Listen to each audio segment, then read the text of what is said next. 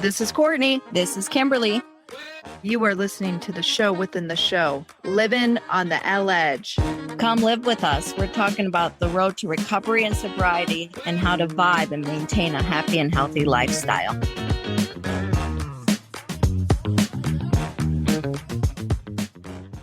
Hey, welcome to Livin on the Elledge podcast. If you are like, what? I'm not listening to I thought I was listening to Sober Vibes. I'm here with the co-host, Kimberly Elledge, who is also my sister, and this is episode 205. If you're new here, we do a show within a show called Livin on the Elledge. And if you've been with us from the beginning, welcome back. Hey, Sister Kim. Courtney, don't call me that. It makes me sound like I live in Utah. All right, but listen. So the other day, because I re-upped my Hulu subscription because I got it for like 99 cents a month for a year. That slay. I know, those Black Friday deals.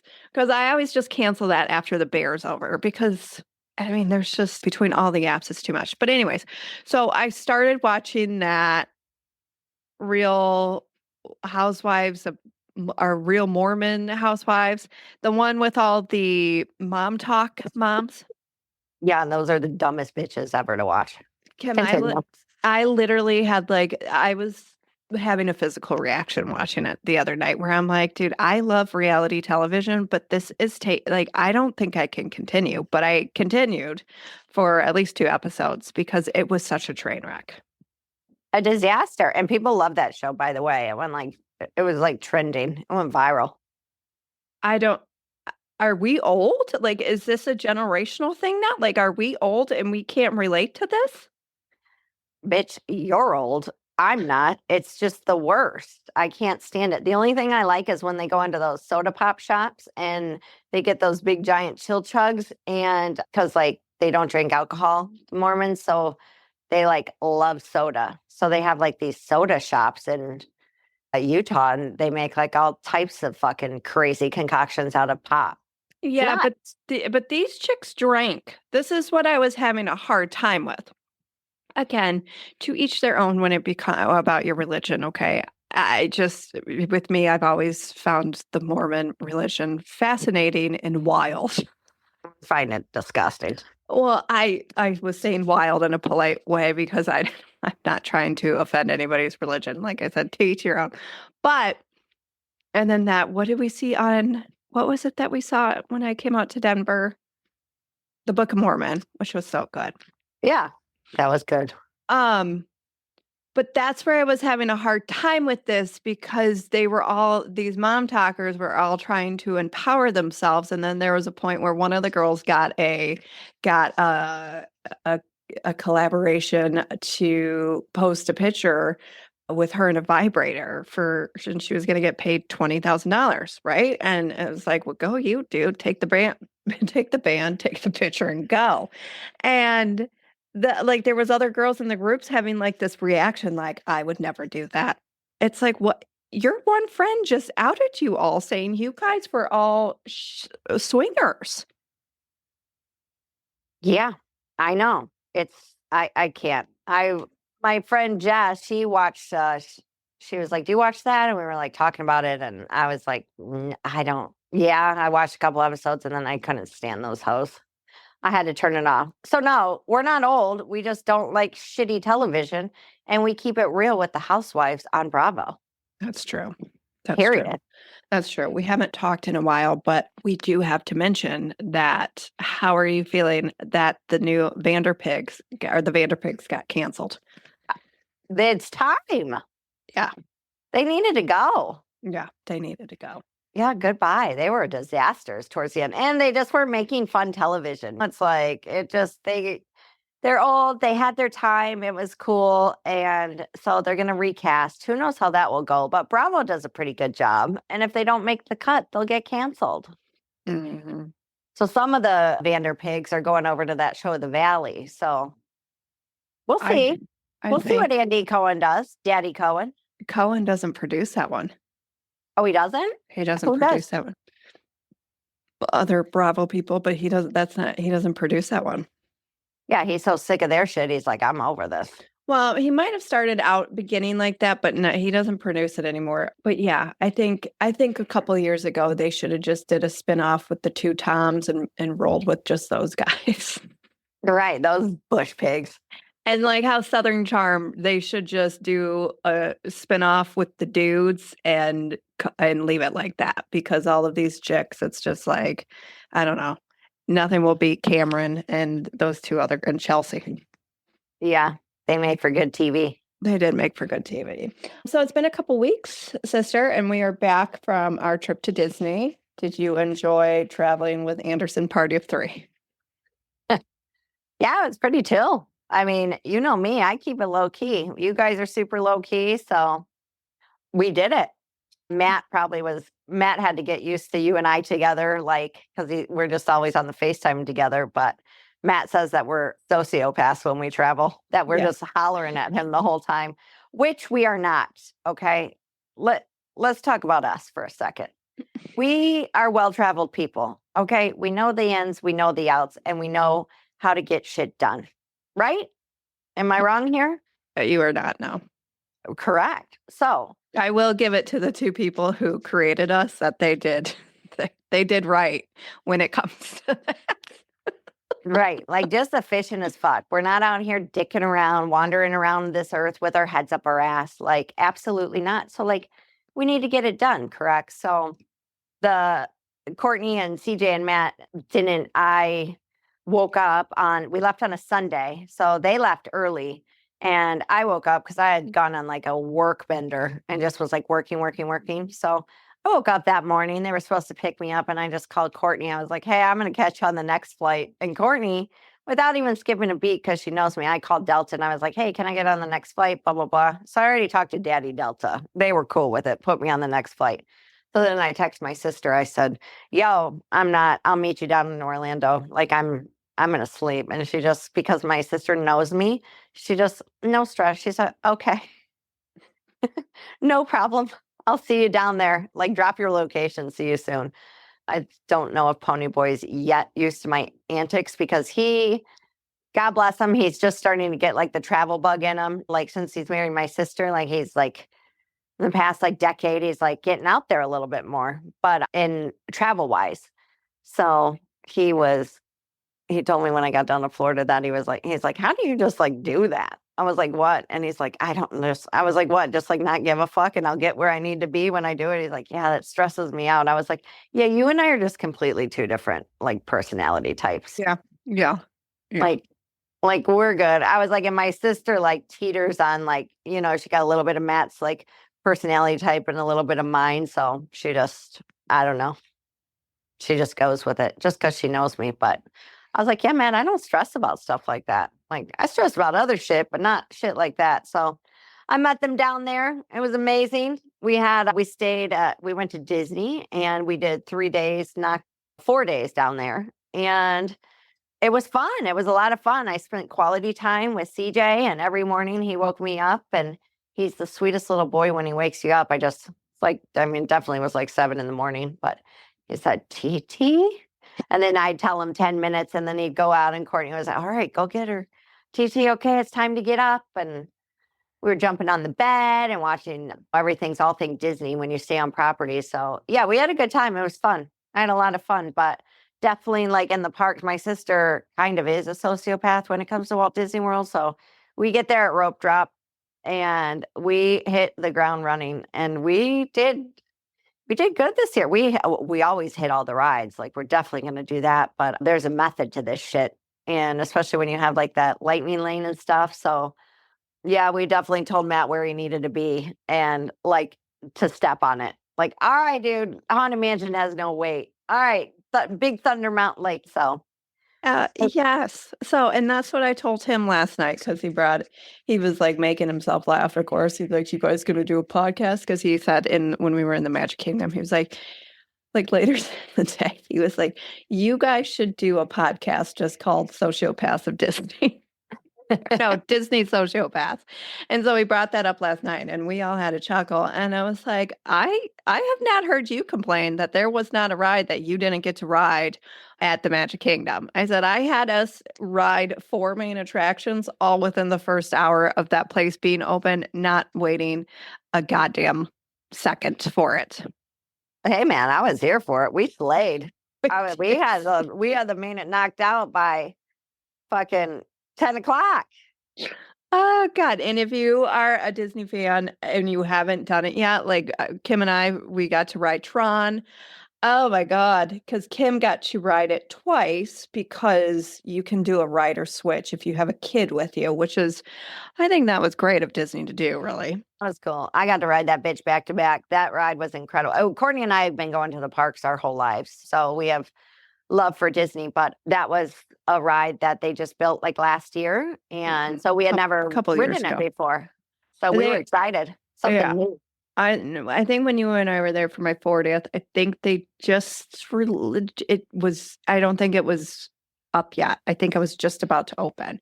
But yeah, so Kim rode with Matt first and then I rode with her. Oh man, and in the line I got all quiet and afterwards I was like, I was nervous going on that, but man, that one was incredible. Yeah, it was so much fun. You should put the picture of you and I on Tron for the next podcast. I look like I look like somebody is murdering me. That's how terrified. The picture is incredible, y'all.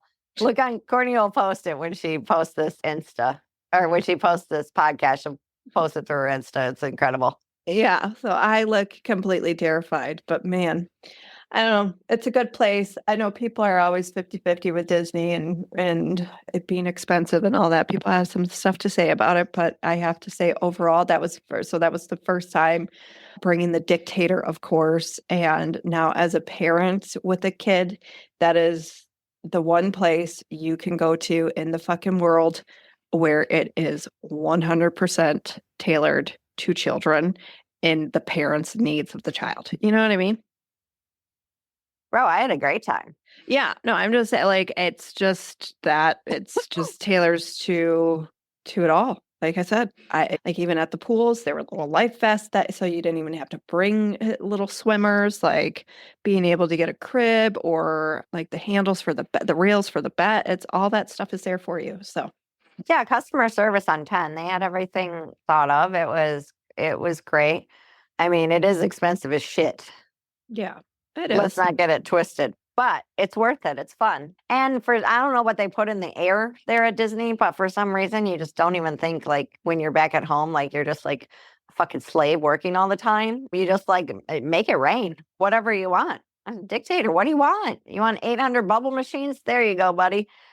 You want some snacks? Like hit up that snack machine. Who cares? Like anything is a go. It was funny. We were walking past this one on Main Street. We're walking past this one restaurant. Matt's like, he's like interested, but with Matt, we tell him like, homie, use your words. Like if you want to stop somewhere, we are going to stop and do it if you see something that interests you. But if you're just like inquiring and we already know that the place is like sucks, been there, done that, we're not stopping. We're on the go. We're going.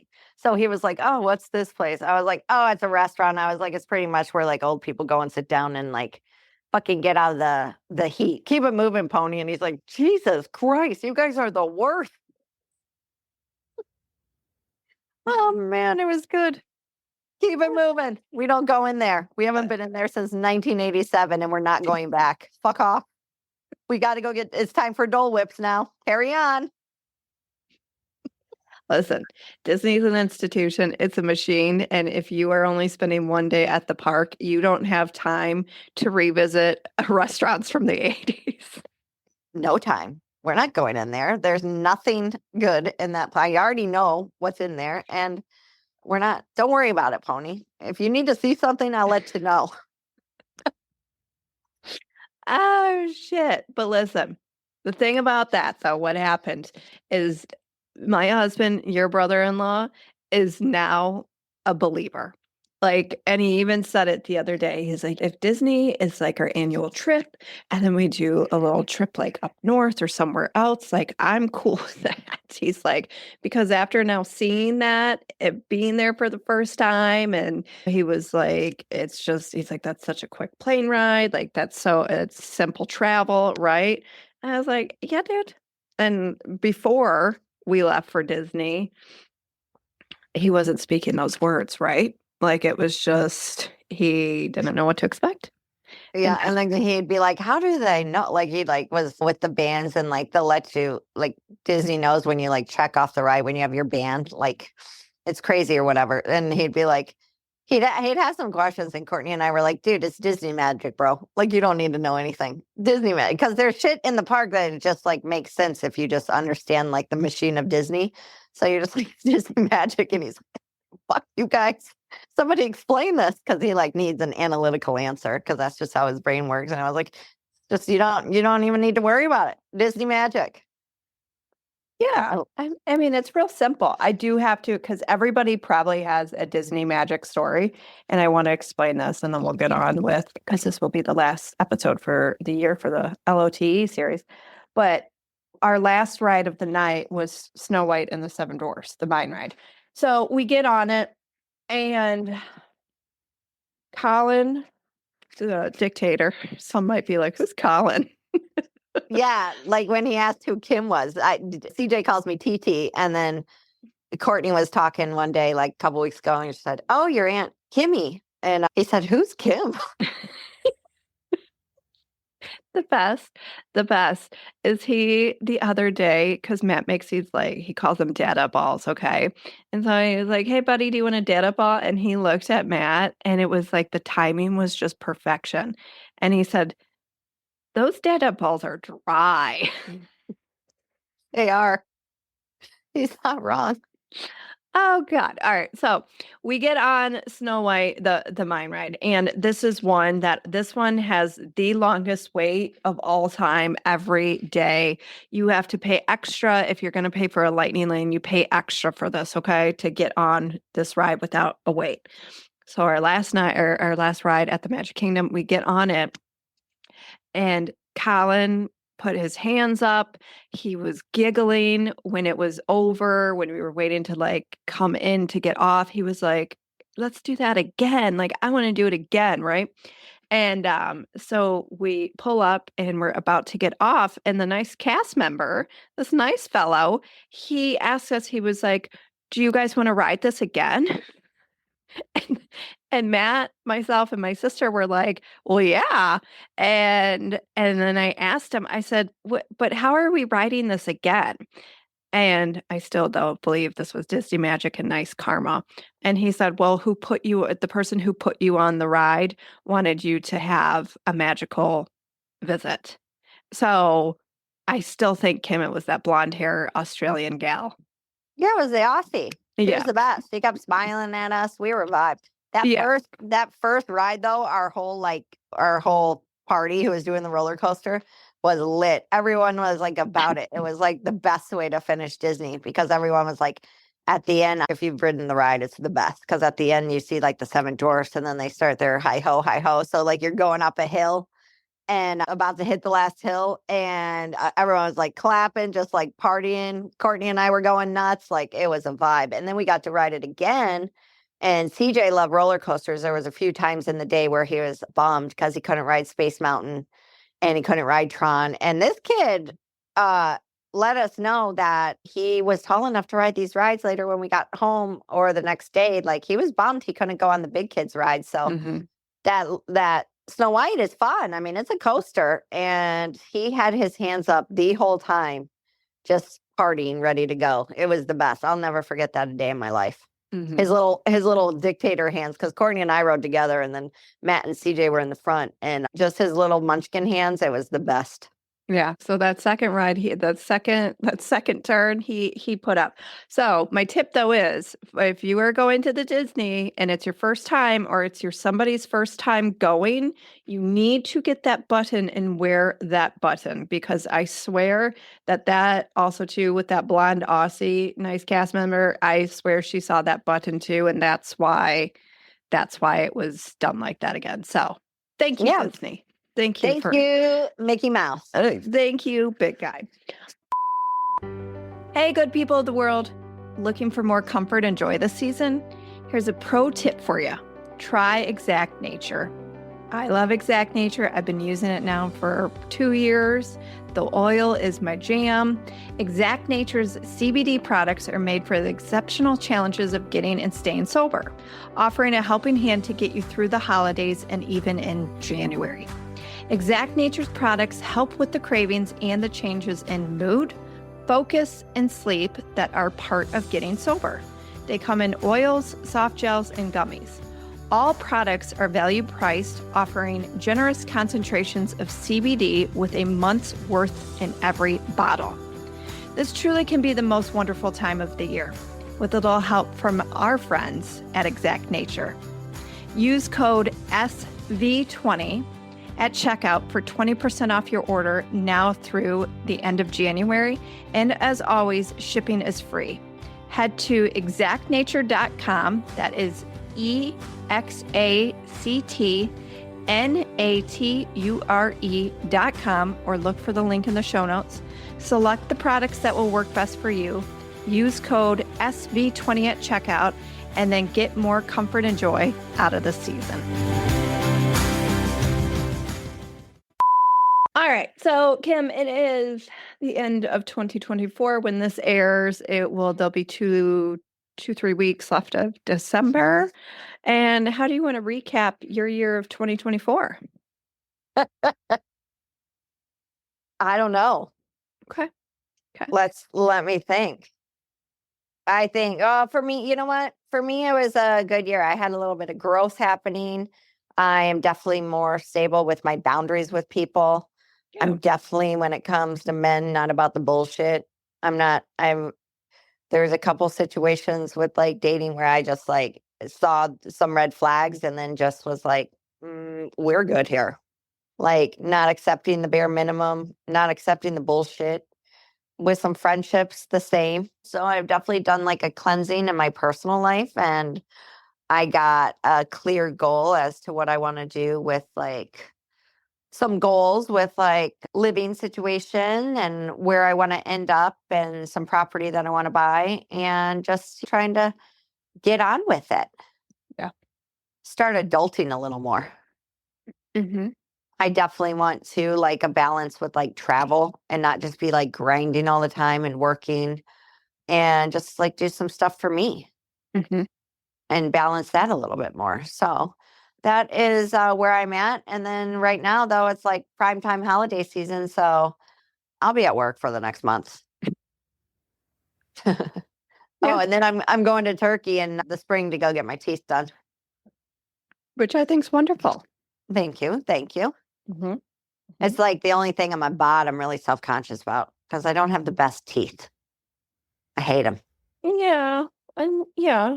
I mean, and there's some damage that happened during the days of the crack cocaine. Yeah. So, I mean, that's just, but you're going to get it taken care of, and all good. And Yeah, it's all good. Come out smiling every goddamn day. Yeah, I'm just going to be licking my teeth at you. And Katie too. I'm going to be licking my chompers to Katie all the time. Yeah, you're going to have to start drinking coffee through straws and stuff. Yeah, you know what though? I've kind of like stopped drinking so much coffee. I don't pound coffee like I used to.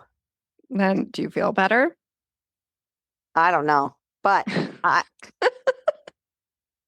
don't know. But I've definitely like curtailed like the caffeine intake because like I have trouble with, as we all know here, the sleep. So I'm highly sensitive to like uppers. Yeah, right. So what to uppers? For Listen, real. after like a cup and a half, I don't know. It's just like I could push it. That's why I switched to drinking hot water in the wintertime, because I just want to be warm. But after like a cup and a half, I can't with that anxiety ridden feeling. I don't like it anymore. Mm-mm. Yeah, me neither. It's too much. And then you're sitting there like, oh my God, why did I just do this? It's not worth it. Well, too, like you're in the house with like the dictator and like when you work with your work, you're like sitting and like focused on like a laptop, a computer. So like you don't have anywhere to burn off that like caffeine energy. Like me at the restaurant, like I'll pound a couple espressos, but I got room to breathe. Like I'm moving. So it's like I can burn off that caffeine. But if I pounded that and just like sat at home, I'd be fucking crawling up the wall. Yeah. Just like Yeah. so I can like burn it off. So I don't know if like taking that much caffeine and then just like being in like one place that would make me nuts. Yeah. Like I'm good at a cup. Like a cup, so I'm all good with that. But then if I push it to that cup and a half, that's where it starts. I start getting dicey. Yeah, shit gets crazy. Yeah, and then sometimes in the afternoon I need it, but sometimes like lately I have not been needing a second cup in the afternoon, which is good. So, and then I find myself being able to go to sleep like anywhere between 9 and 10 and not like fighting it. Jesus Christ, I don't know how you do that. Well, that's just how the schedule is, but I also too, I'm up. I start waking up at like 5 o'clock because Matt gets up at 5. So, I mean, that's Yeah. just now. And too, with the little dictator every day with his sleep, because he's been getting into the bed with us. And that's been something that's been going on for the last couple months. And for the last 2 nights, he has not. And I'm like, thank you, babe, Jesus. Yeah. Yeah. So, because I'm fine. If he wants to come in bed with us, anything after 4 a.m. is great. But like, whew, God bless people who can co-sleep. Fuck. Yeah. No. I've been single so long. I don't even know how I don't think I want to sleep with anyone in my bed ever again. Just me and little Drexel. Yeah. Yeah. And for a mom, for me especially that, and for Matt, like the bed, we have not been co-sleepers with him, and it's just that has always been our thing, and that has been my time to not be touched, like, and just to decompress and Yeah. not to talk, like. So lately, it's been a little dicey, and too, he was sick, so. Yeah. It's fine. Keep But it moving. yeah, but definitely sleeping. I mean, there's married couples who sleep in separate beds, not because there's trouble in paradise, but that just works. I love it. I love that concept. Love Yeah. it. Yeah, and Well, I don't think that's a bad thing. Anytime if Matt and I are sick, I'm like usually it's him that he goes into the Airbnb room, what we call TT's room. it's my room. Yeah. So he'll go in there anyway. So yeah. So I am proud of you because you have put in those boundaries, especially too with relationships. So you are showing your worth and Yeah, like I'm not out here just gonna be like booed up with someone just to say that I am. Like, no, thank you. So, when I see those flags and then someone shows you themselves pretty quick, especially when you've come out of a traumatic relationship and you're like you recognize the signs quicker and you just like I can't do it, man. I don't have any patience for it and I'm not ever going to put myself in that situation ever again. So it's like so then when you start like calling someone on it, they tell you they're not one way and then they're showing you and then you say something, then they like try to gaslight you. And I'm like, that happened a couple times. I'm like, nope, fuck that. Adios. I am good. See ya. right.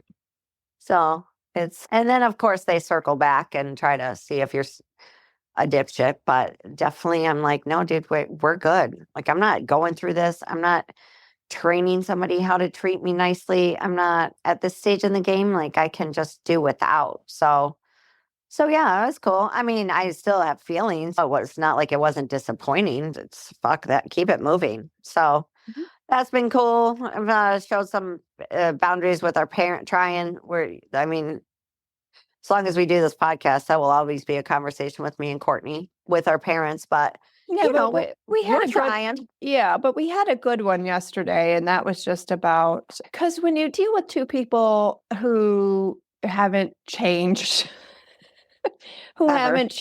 and when you're still and then again, I know a lot of people who listen to this, the good people of the world, are there's a lot of you who are in complicated relationships with your parents because you are of the generation that my sister and I are in. And that means that you have boomer parents. Boomtown Road. And so it's a complicated relationship, right? And when you are in that relationship and they keep doing it's the same response over and over again, and there hasn't been much change, or say they're going to do something and whatnot, like it re-triggers you. And then that's where the emotional setback takes place. So I was speaking to Kim last night because there was a couple emotional setbacks the past week or two with our parents.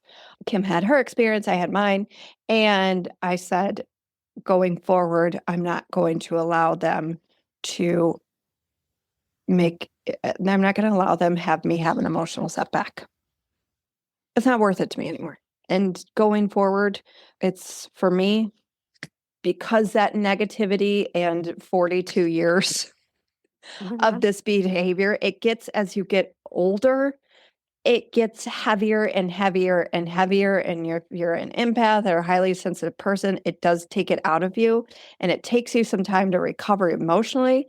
And now I'm just at the point where it's like, not saying I'm Xing out my parents, but the communication will be very, very, it's going to be in a very box with just a couple things to talk about. And that's it. And when I start seeing or hearing some things go a little bit left, I'm exiting the conversation. I don't want any part of it. Yeah. Because that's what you got to do to protect your peace, man. 100%, dude. I get it. I was like triggered for 3 days. I didn't Yeah. sleep for like 2. It's like just like old shit. The holidays are sensitive time. Like, so I snapped out of it, got out of it, processed, and we're good. Yeah. Like, and I'm not doing this shit. Right. And we just came off of a very, very nice vacation, which even when we were there, nothing got brought up about, well, it did, because Kim and I had a little moment and I noticed it on my own before Kim even said it. I don't know. Again, Disney has a huge association with Kim and I's grandparents on my mother's side. So her mother and father, right? And my grandma used to take us there all the time. And then so Kim and I both had this moment, different times, of realizing, watching all of these grandparents be with their kids and their grandkids and fucking functioning. And I mean, there was even one, like Boomtown who was on who was on Space Mountain with Matt and I. And when we were getting off and like walking, because to get off of Space Mountain, like it's such a long, windy road to get out of there. And I was like, dude, this guy's got to be like close to 80. And this man just went on Space Mountain, like, go you, boom, boom. Yeah, and some of these like older people getting on Tron and like saddling in like reverse cowgirl. I'm like, God damn, these people can move, and it's like they're engaged and like having fun, and like grandparents are sitting like our grandma used to do, like sit and wait for us to like ride the rides and like walk that park the whole day. So there's a couple times in Disney, same with Courtney, where it's like I had some, because I don't remember a lot of my childhood, and it's just like a trauma response. It's my brain protect me. So like there were parts in that park where we were walking down Main Street, and I was telling Matt about this watch store on Main Street. And I was like, oh yeah, it's like we used to go in there and we get like a Mickey Mouse watch, and my grandma had a couple of nice watches. And then I just started like out of nowhere, just started crying. And he was like, oh my God. And he's like, are you gonna? And I was like, there might be a couple tears today, Matt. And I was like, this is like, we were heavily embedded in these parks when we were kids. And so, yes. And he was just like, and then at one point, Courtney was, and then we went on a Small World, and I think we were both crying because it was my grandma's favorite ride. And my mom really likes that ride. And I'm just like, oh my God, this is a nightmare. But it was good. It was a beautiful thing. It's just like, there were some tears shed in Disney. Yeah. I did my Mickey Mouse pretzel. Right. Man, I had like 6 of them over the course of a week. So coming off of that nice vacation, and there wasn't like we were all very present. And when you're in vacation mode, some people go in vacation mode and aren't in vacation mode and really think about like what's going on at home and all that stuff. Like we actually We didn't give a shit. did not give a fuck. We didn't talk about work. We didn't talk about money. We didn't talk about bills. We didn't talk about family member. We didn't talk about nothing. We were very present and in the moment. And like it was great. And each of us respected each other when it's like, okay, you go to you need to sit, you want something, you need something. Like we were all and we were all like, obviously have a 3-year-old with us. So super like watching him like just react. We were very present. Yeah. We weren't like fucking around on our phones the whole time, like just in it. But watching like older people, and it was a bit triggering. Yeah. So then coming home, and then when that energy resurfaces and then it comes into your space, it's like, fuck, man. So I know that's why there was an emotional setback. And last night to Kim, I was just like, dude, no more. Like, no, I just at the emotional setbacks and roller coasters, I can't do it. It's not I can't do it. I don't want to do it anymore. I do not want to do it anymore. I don't want to live in that space. And for a long time, I let others beings and energy self-sabotage me. And so when that started creeping up again, I'm like, Yeah. nope. Somebody come do an exorcism on me. Get this out. Yeah. Excuse me.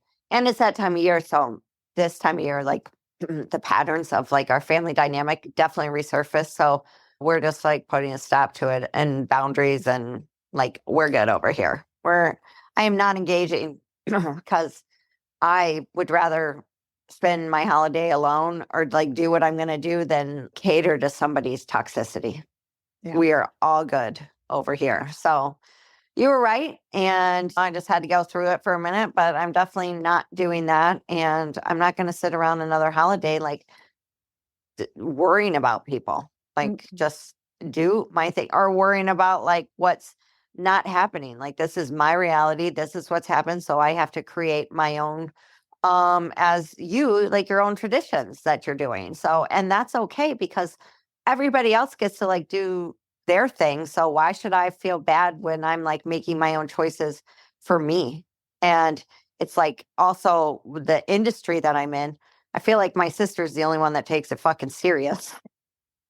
Like this is like time I'm very busy. So it's like when people are asking me, and it's not even fucking Thanksgiving yet, what I'm doing for Christmas and what time I'll be over and this and that. It's like, what the fuck? It's not even Thanksgiving. And like, I'm not going to give an answer because professionally, I don't know what I'm doing. Like I'm a somm. So I might have like, somebody might offer me like a private dinner that's for like a band. And I might want to take that because I need new teeth. I'm going to Turkey. So I'm not going to people please and say, yeah, I'll be there, and then kill myself running around on Christmas Day just to like show up when like half the time no one really gives a fuck if I'm there anyways. Like, cause it's not like organic, and it's just like to be there. I'm not doing that anymore. I've done that for years. So I'll go where I want to go and where like I'm comfortable. Yeah. That's what we're doing, which I'm probably going to, well, I know I am. Excuse me, y'all. I know that I'm going to be eating Chinese food at my sister's on Christmas Day. You bet your ass. I even got some fun Dolly Parton Christmas plates. Yeah, it's going to be great. And that's just a day and I can just relax and just do me. Right, exactly. Relax with the little dictator. I'll be excited. I think he went through some TT separation when we got back. Did he? I think so. I mean, he asked a couple times, like, where's TT? Like, so it was cute. But yeah.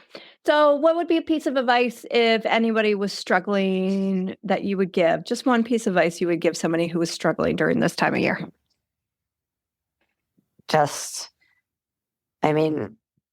The holidays, just be thankful that you're alive and have gratitude, and just always go to that.